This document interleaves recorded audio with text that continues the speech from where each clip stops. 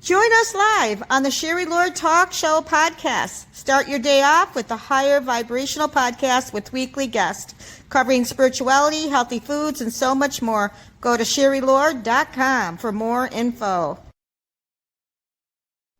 Hey, welcome everyone. Thank you for joining us this Tuesday. It's a little chilly out there. Make sure you guys bring your coffee and come listen to this wonderful conversation that we're going to have today with Don Allen Williams, and we're going to introduce him in just a few minutes. We want to let everybody know that we have ads, paid ads, and you can always go to www.sherrylord.com and place your ad. We have reasonable prices, and we're more than happy to promote you. And you can get a list of all the wonderful guests that we've had on our show and those who are upcoming. And we have an amazing guest today, and we're so happy to have him on. And we're excited to have Donald Allen Williams. And welcome, Don. We're so happy to have you. Hello, humans. Yeah, and our topic today will be belief versus knowing. This is going to be really good. But what I found out is that when I read your bio, very interesting bio, and we want you to talk a little bit more about you. I'm just going to do little highlights, but people want to hear your story. And you have a degree in engineering. You're a master energy healer. You're a psychic intuitive medium, actor, modeling, retail manager. And the other thing when I met Don, I walked into it was a metaphysical store in beautiful Venice, Florida, and he manages that store. He's Ways of Light Mystical Boutique. They are at 101 West Venice Avenue, Unit 17. And they're on the island. So make sure you go on the island and say hi to Don and let him know you heard about him on their store about the podcast, Sherry Lord Show. They're at the corner of Miami, Tammy, Miami, and Miami. And they're right on the island. You guys, it's a beautiful store. The energy is very high. If you just want to go in there and feel peace, walk on in. You want a shop, it's a retail store.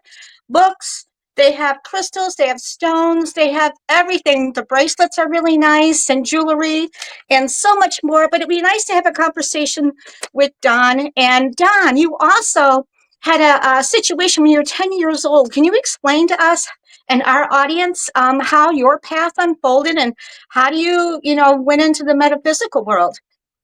Sure thing.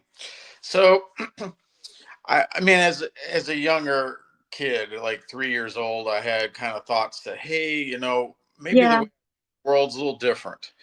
But it yeah. wasn't until I was 10 till like that was verified. I had, I'm an average 10-year-old boy, and I had a younger brother and an older brother.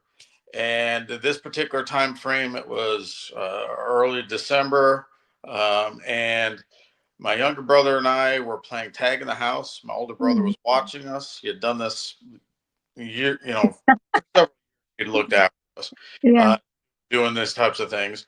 He's 7 years older than me. I'm 10 years old. Oh, wow. My brother would be 8 years old, and I'm doing this running somersault onto a couch, and I had done this Oh, before. wow. And this particular time when I did it, it was as if all my experiences were totally thrown out the door. Because Oh, normally when you do that type of a tuck and roll thing, it's like instantaneous. You do the tuck roll and you're up and you're running and 1, 2, 3. But this time it was okay. I landed somehow on the couch, no momentum. I can wow. feel my head. I can see my body, but I can't feel it. Wow. And within moments, I was being beaten over the head by a pillow by my younger brother, who thought I was playing possum, didn't want to play the tag anymore, and was upset with me or something.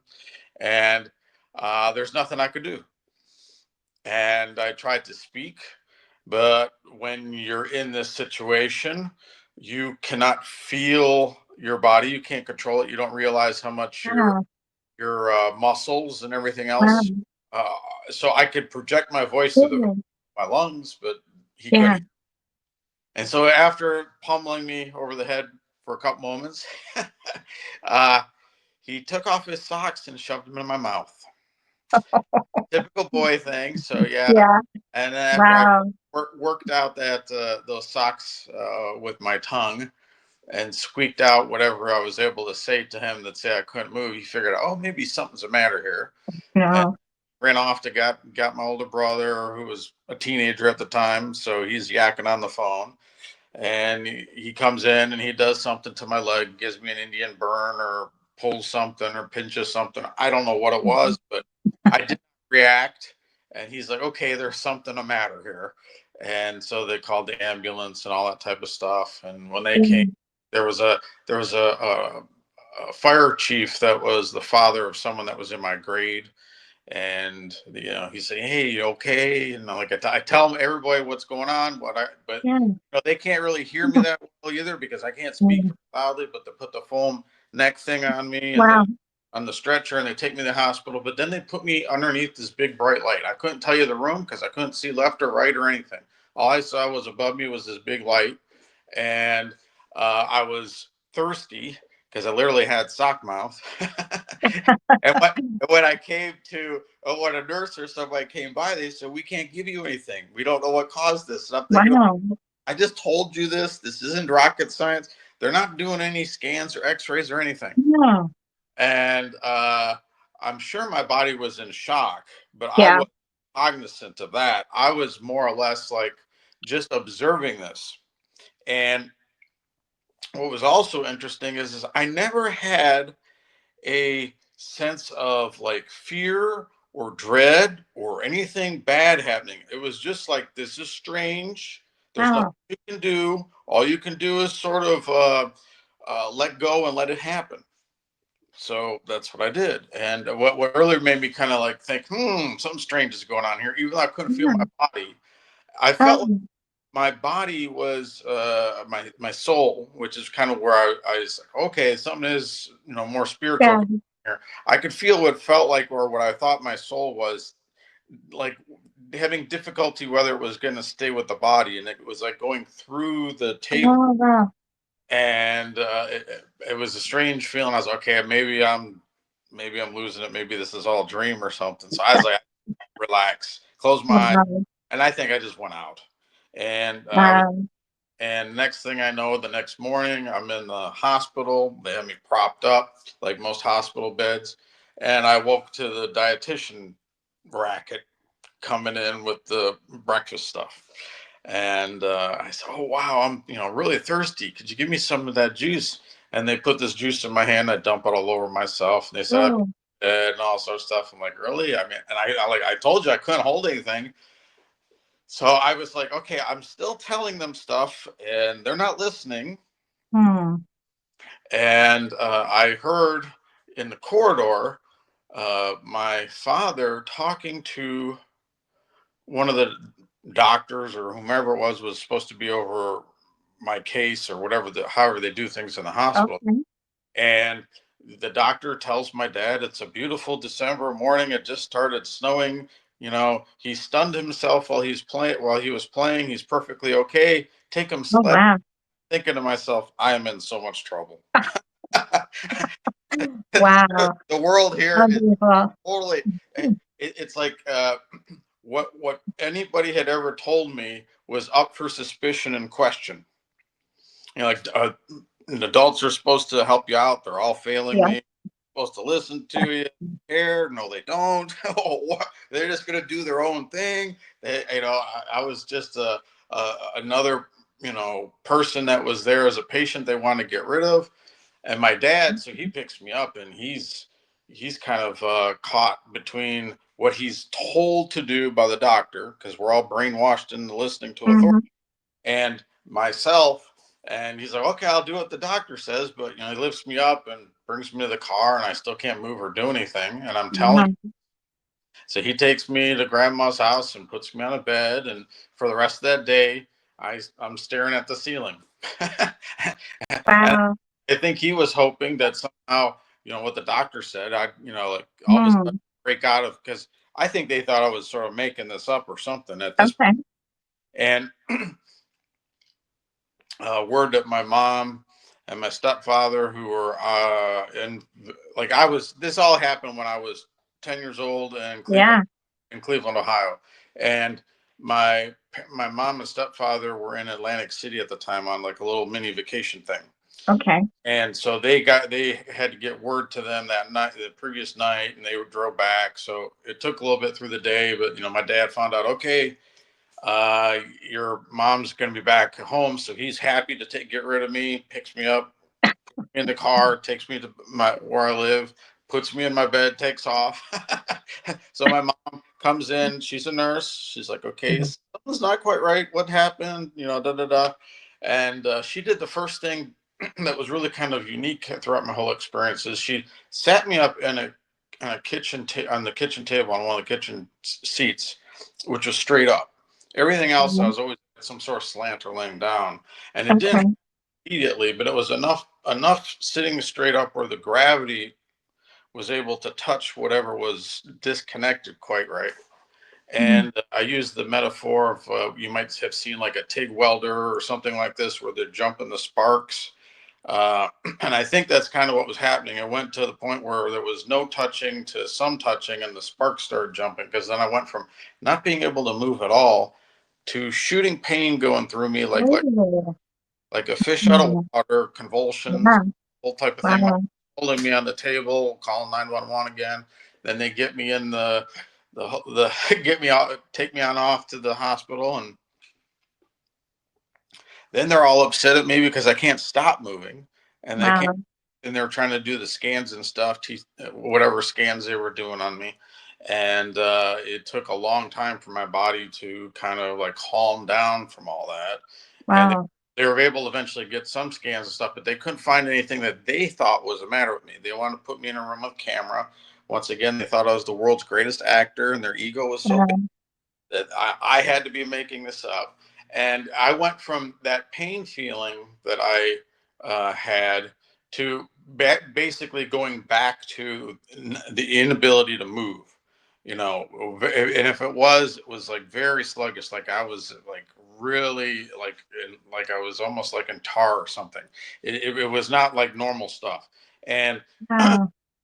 uh, they actually had some doctor who figured out tough cases or something like this and asked Oh, him, good. figure out what's going on with this kid. We think he's making it all up, take a look at. But I cracked the C1, which is the vertebrae next to brainstem. And Mm, their training as a doctor is, well, if that happens, typically a person dies like instantaneously. mm. Something went to great lengths to keep me around. Yeah, And absolutely. then they said, okay, we're going to take you into surgery.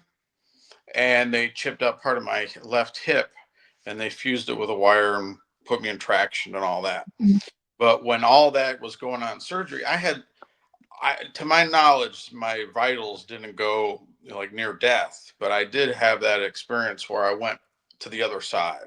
okay. And, and when I was there, um, it was a lot different than anything I was ever primed or informed about or anything like that. And I didn't really speak about it when I came back, largely Okay. because I could. Time over there is way different than it is over here. Okay. Like time doesn't matter over there the way it does here, and I could have been there for 3 hours, 3 days, Wow. months, 30 years. There's no way to be able to judge that. Yeah.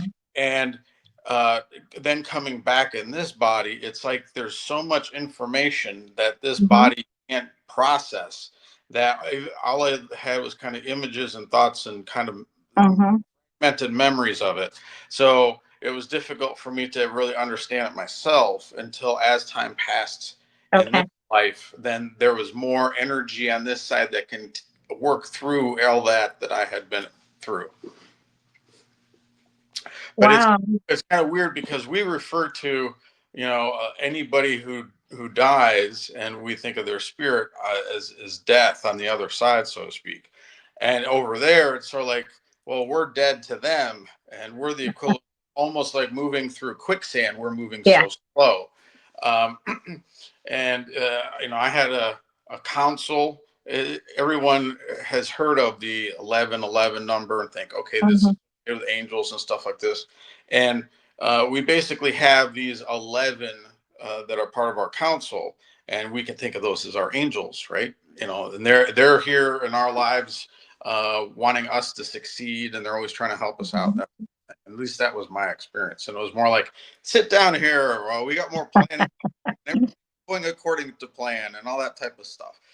And so yeah, yeah, it was interesting. Wow. How So did you, yeah, how did you get into the energy? Did it just expand from that experience? Were you seeking at that time? well, to get back to the broken neck experience, just real quick, when I came Yeah. back, I recovered in less than 6 months, Oh, wow. and That's quick. uh, yeah, went through the surgery that mid-December, went through Christmas, New Year's, February. I think it was about February or something like Yeah. that. They went into another like rehab, more about Mhm. working on my motor skills and all this type of stuff. And then Yeah. I was back home for a month or so with a little bit of homeschooling, and then I was back at school and finished out the Mhm. school. Um, but what I learned through that period was uh, one, when you lose one sense, your other senses become more heightened. You know, they've Mhm. Yep. maybe who's blind or someone who can't hear or something like this. Yep. Definitely understand. Oh, okay. There's much more of a reason why we have our senses. Sort of like Mhm. a computer has all these little hookup points that allow it to work, interact with it, and there's a reason for those. And also, I had an understanding about energy, although I'm a 10-year-old, so I Okay. language or anything else like that. So I started kind of working with healing my own body while I had to go through the natural direction of the doctors and so forth and so on. And so there was a sense of knowing that did not have language associated with Yeah. it, based off of this kind of like Mhm. the other side that you vaguely have memories and stuff with until you're getting older and you can integrate it more into your life. Um, so, when it comes to belief, before that, I may have had that type of I don't know what to Okay. think. I was told by so and such or religion or whatever these thoughts and way to have a perception of things, and Okay. tends to really come from the root word means to wish something to be true. And Okay. when you go through something like this, you're like, "No, okay, I'm not wishing this to be true. Yeah. I'm learning and knowing what it is at Yeah. the same time." And that's part of the thing that I learned too was, like this world kind of gets the human version of it. The how would you want to put it? The human society. It's an Mhm. overlay over nature, so to speak. It tries to get us all focused in on how things happen. Mhm. What's really strange about this is like each of us have had an experience where we like had to learn to ride a bike or swim or something like this, Mhm. and that the adult or whomever is teaching us supposedly they're telling us how to do it based off of their experience. So Yeah. they're going to put into words what their experience was to teach us how to do it, but until you successfully ride that bike or learn to Yeah. swim, you don't really know how. So how is the end result, not the first step. And we Mhm. get all kind of screwy and backwards here. And when you have that go from that sense of knowing, Yeah. you don't care how. it, Yeah. you trust it and you just go with what you know, because it's just that's the way it is, and it's more about the experience and the journey. And Yeah. uh you know when I grew up, I was always interested in like math and science, because that was something Okay. to me was concrete, versus everything else seemed to be more opinion based, and that was kind of like Mhm. the opinion and a belief thing. Yeah. And okay, what's true, what's not true, and then I started as I was even more into that. The science part of it is like, okay, this is kind of like this is the greatest theory until the next greatest theory comes along. So that's not really Mhm. even either. And so I got into engineering and mechanical engineering. I liked design and drawing, and because of the energy and I had a Yeah. natural sense of colors and frequencies, and Mhm. Yeah. uh, and I always got being kept on being pushed towards the quality side of that to Ah. help. I think in the long run, it's to help me understand that we need to raise the way we view things from Hmm. a standpoint of quality. And we've been slowly throughout my life, I've noticed, uh, put into sort of a sleep mode where Yeah. people are learning to accept less and be happy with it. And the idea of what you permit, you promote, there people aren't paying attention to. And what you permit, you promote, what you promote, you permit. And it's like that, those simple rules we've thrown out, and we've just kind of lowered our quality of standards of the way we should be. You would think as long as humanity's been around, we should be at a much higher level of Oh dealing yeah. with other and things like this, right? So, yeah. And Wow. and then with me, I was introduced to the Hmm. store here. We have Okay. a boutique, but before I became the manager there, and Okay. the idea of more of a conformed and organized structure to some of the energy healing I had done was I was introduced to that. Mhm. Several years back, I'd learned Reiki, and I was Okay. familiar with a group and things like that. Got the basic, level one or whatever it was. I wasn't even seeking to do that. I was just spending time with some friends, and I just ended up doing it. Wow. Uh, and I still wasn't really applying it to anything outside of myself or helping out anybody. It just wasn't my thing. Uh, Largely because there were so many things that I understood without having language for, Right. that I felt that I should learn the language and be able to explain it to people before I Mhm. start getting involved with the stuff. And the language that I was hearing other people using wasn't really, it didn't really seem quite right to me. Like there was Yeah. stuff. And so then when I learned this method, which is called Vajra, it's a Okay. Tibetan shamanic. It means diamond thunder. It's fast acting. And Reiki looks at life. Reiki's Japanese. And most people who aren't familiar with Reiki, if they ever see the original Karate Kid, you have Mr. Yeah. Miyagi again, rubbing his hand, healing Yeah. Daniel.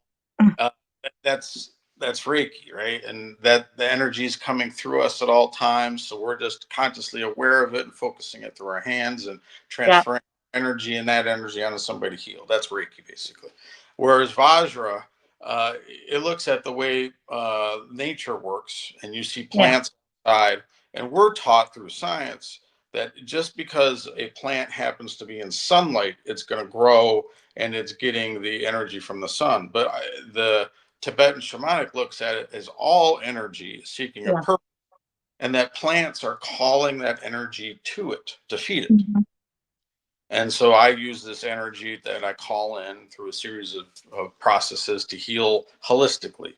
I'm Yeah. not I'm not zoning in on like somebody's spleen or something like that. Yeah. In fact, when I do healing, I'm not asking them anything about Yeah. what they think their issue is, because largely the mental, emotional, physical, spiritual aspects, even their sexual aspects that they have their own blocks with, are causing them their pains and ailments and things like this, and they got to kind of get out of their own way. Yeah. Wow, that's amazing. I mean, it really is. And can you let our people know who's watching? This is a really good conversation. I mean, you've been through so much, but I mean, you evolved from all of that and you have a bigger, better spiritual understanding and meaning that sometimes you can't explain it. You just know. And I think that's amazing. And how many other people who are watching have had something that they can't explain? Please make sure you put a little chat box and say hello and tell us your story as well. But Don, you've been amazing. Look at you now. I mean, now from where you are, where you were to where you are, you've grown a lot, you know? And I think that's amazing. And anything else you'd like to share with our audience too?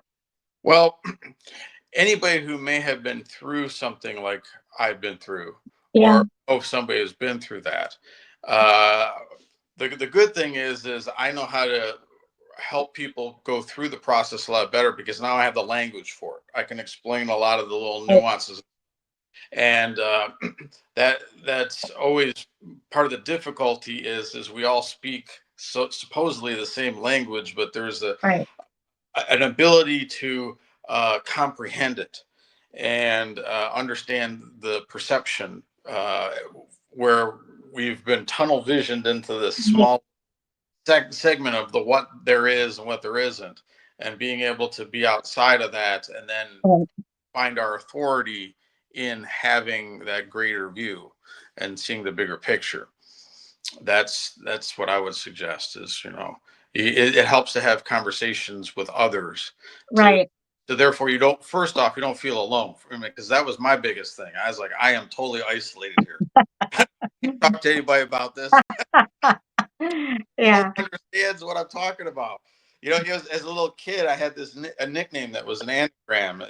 Instead of my name being Don, it was Mike, and instead for me, I know everything, because I would be talking about things with this kind of assertiveness and a know Yeah. about it. And it was used as a sort of a joke term, of course, because everybody wanted to dismiss what I was talking about. That was kind of like, I just had to learn to live with that.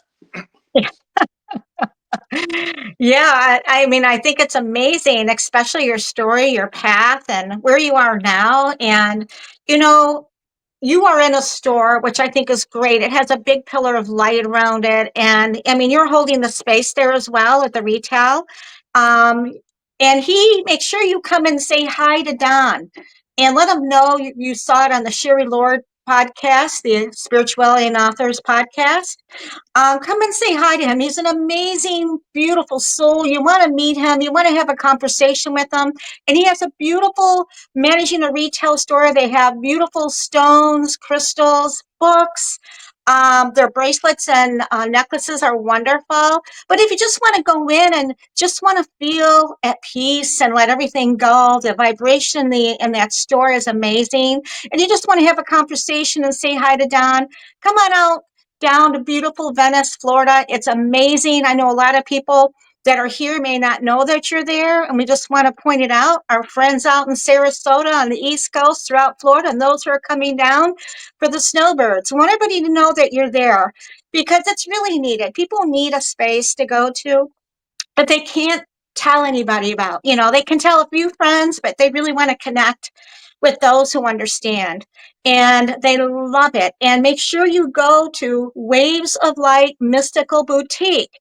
They're at 101 West Venice Avenue, Unit 17. They are on the island, corner of Tamiami Trail and Miami.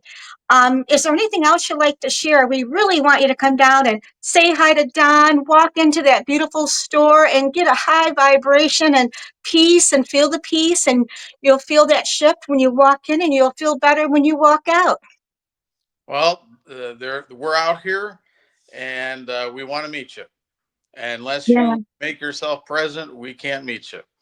And one thing about the voice that I try to tell yeah, people, it's our job to make the unknown known. No yeah, one knows what's going on inside of us unless we share it with others. yeah. And you haven't been able to find somebody to share it with, you're welcome to share it with me. Do you guys have a Facebook page, a website? Is there a phone number? How can they get a hold of you? There's a there's a Facebook page. As far as a website, there's nothing that has been set up.